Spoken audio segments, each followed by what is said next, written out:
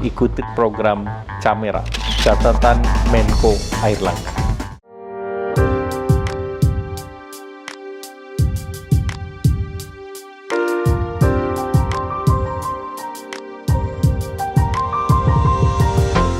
Oh, ini penting sekali.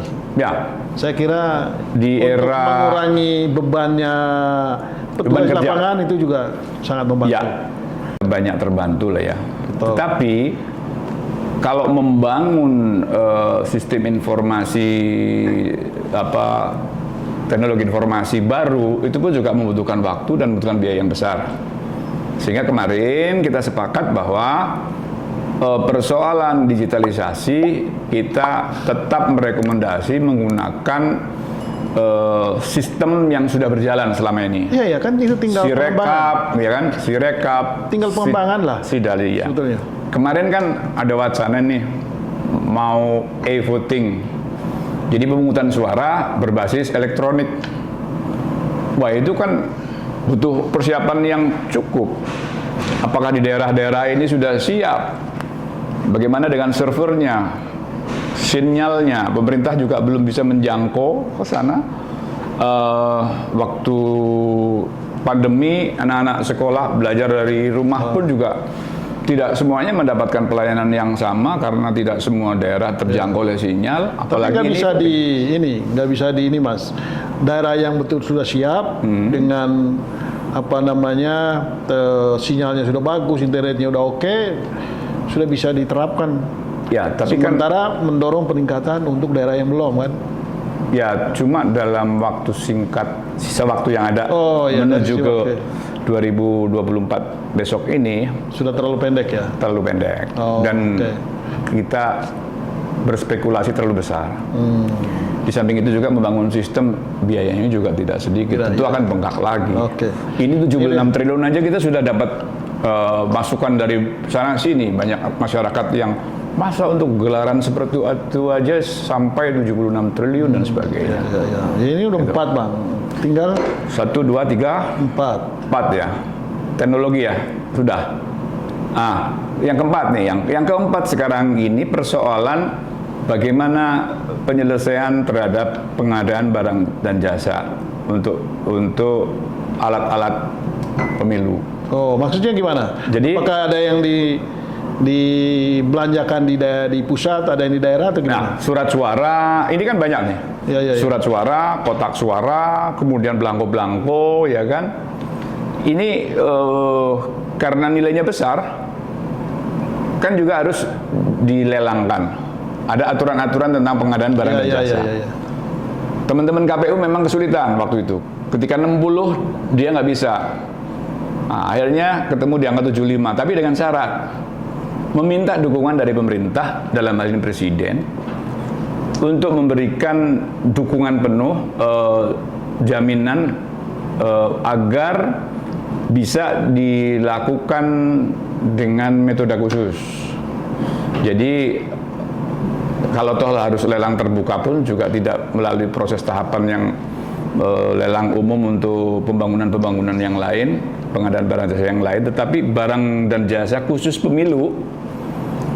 Kemarin oleh Mendagri sudah disanggupi, pemerintah akan menerbitkan Inpres maupun ketentuan aturan yang lain yang bersifat khusus pengadaan barang jasa pemilu. Yang terakhir, isu krusialnya adalah penyelesaian sengketa hasil pemilu. Nah, penyelesaian sengketa hasil pemilu ini kan kita tunduk pada undang-undang, tunduk pada lembaga peradilan, baik itu Mahkamah Konstitusi maupun Mahkamah Agung, ya kan?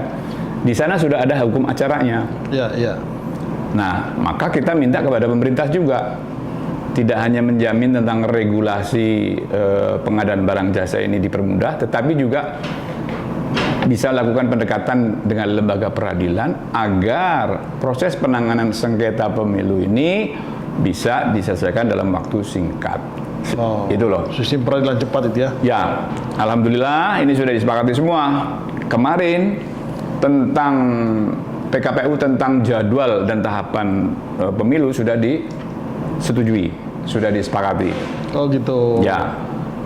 Jadi 14 Februari pelaksanaannya, kemudian dari jadwal itu proses tahapan termasuk pendaftaran partai politik ini sekarang sudah mulai berjalan. Oh, jadi tahapan dinyatakan mulai untuk pemilu 2024 itu mulai kapan? Sudah mulai beberapa waktu yang lalu, bahkan di tahun dari mulai 2022 Februari. bulan yang lalu sudah ada itu awal-awal 2022 ada proses tahapan yang memang sudah dilaksanakan gitu loh. Oke. Ya. Berarti ini memang pekerjaan yang ini ya, yang sedang dipersiapkan oleh Komisi 2 bersama KPU, Bawaslu gitu ya, sama Kementerian Dalam Negeri. Kemendagri, kemudian juga ada Dewan Kehormatan Penyelenggara Pemilu DKPP. Ya. Nah, Bang, kan Mas Agung ini dari Golkar. Kita ngomong sedikit lah soal Golkar, boleh ya? Jangankan sedikit, banyak juga boleh. Oh, banyak juga boleh. Tapi untuk hal-hal yang saya tahu. Iya. Kita yang ringan-ringan aja, Mas. Nah, kalau Golkar sendiri ini kan sudah dari jauh-jauh hari mencalonkan ketua umumnya untuk menjadi calon presiden.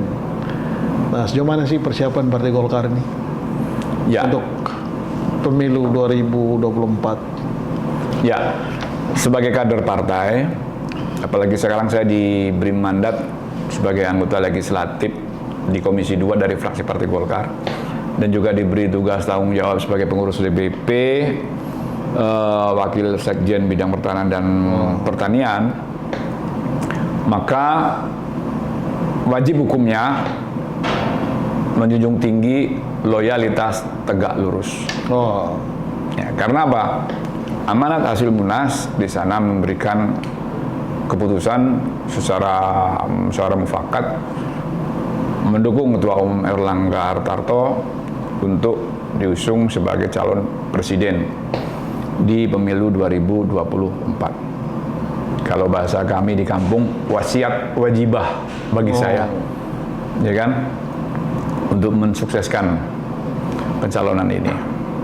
Dan alhamdulillah teman-teman di DPP kemarin sudah kerja keras, kemudian ada ide gagasan yang cukup brilian ya, saya bilang. Kalau ibaratnya pemilu ibaratnya pasar rakyat, kita mencari keramaian, maka kita akan jadi ekor. Tetapi Partai Golkar sudah selangkah lebih maju, menciptakan keramaian. Ya kan? Prinsip di dalam pasar rakyat ini kan, kalau kita menciptakan keramaian, berarti kita akan menjadi leader di dalam perhelatan besar demokrasi itu. Ya kan? Ini Golkar luar biasa. Jadi satu langkah lebih maju, ketua umumnya dicalonkan jadi calon presiden. Ya, itu sudah amanat Rapimnas ya. Tapi juga strategi yang cukup brilian ini membentuk koalisi. Nah, koalisi satu step lebih maju lagi. Bersatu. Membentuk koalisi Indonesia Bersatu. Ini kan menciptakan atmosfer demokrasi. Ya, sebagai leader. Jadi Bang, ini KIB ini memang dibentuk oleh Partai Golkar bersama dua partai yang lain, memang ini untuk mengusung Pak Airlangga ya? Kalau sudah genderang ditabuh, kenapa kita terus kemudian tidak dilanjutkan orkestrasi ini? Gitu. Ya kan? Kita sepakat, pasar baru, pasar rakyat, demokrasi harus hebat. Dan Partai Golkar sudah mengambil langkah terlebih dahulu menciptakan strategi yang hebat ini, menjadi leader di dalam atmosfer pemilu serentak ini. Mudah-mudahan saja, saya berharap koalisi yang kita bentuk ini mampu menjadi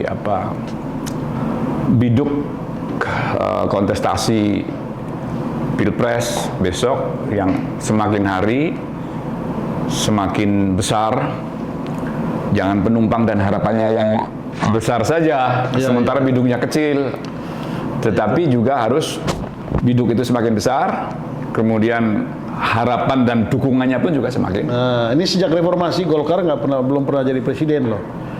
Justru itulah kali ini eranya. Ini saatnya. Saya menaruh harapan besar Partai Golkar bisa meraih kemenangan, ya, merebut kembali posisi terbaik. Mudah-mudahan bisa teratas. Mantap. Ya, tetapi posisi terbaik setidaknya dari pemilu sebelumnya.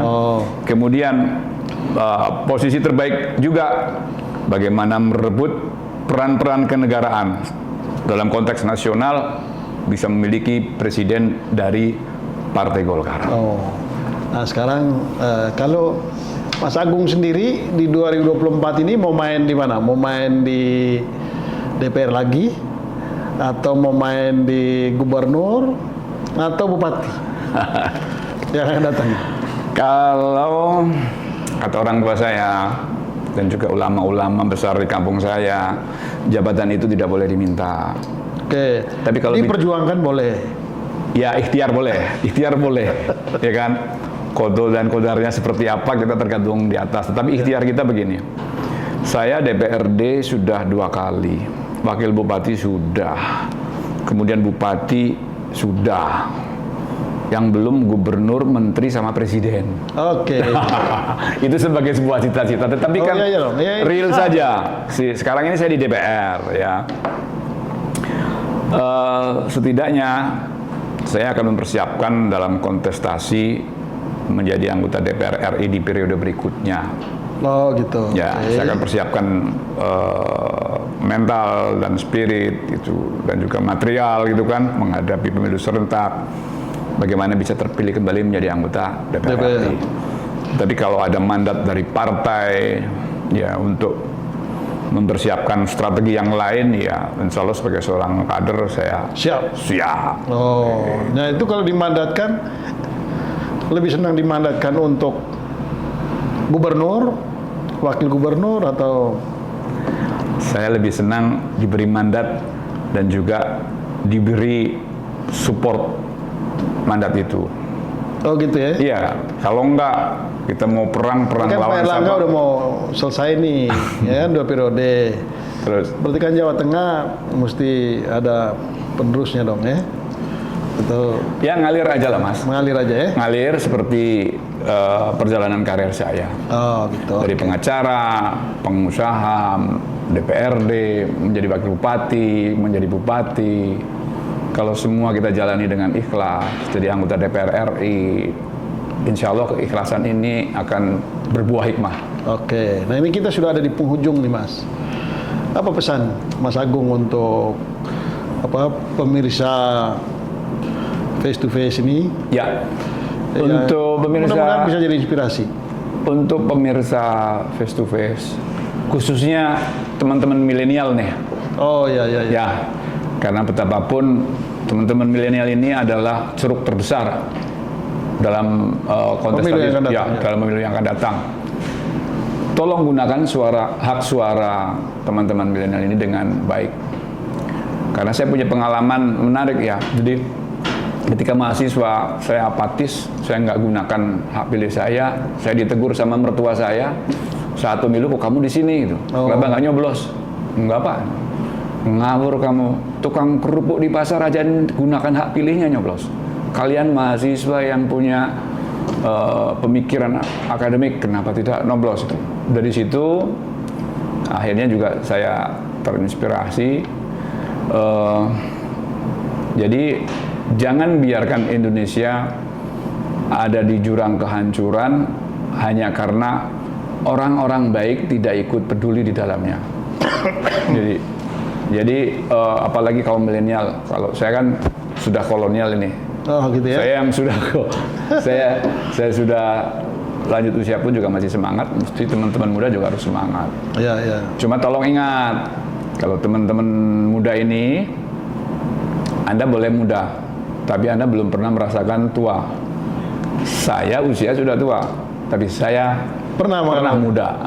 Oke, jadi keputusan generasi milenial atau masa depan bangsa ini ada di tangan generasi milenial 54%. Ya. Jadi gunakan hak politiknya untuk menentukan nasib dan masa depan bangsa ini.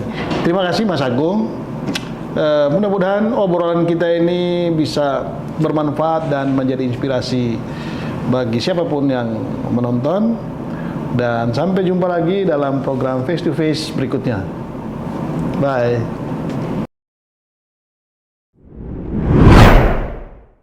Ikuti program Camera, catatan Menko Airlangga.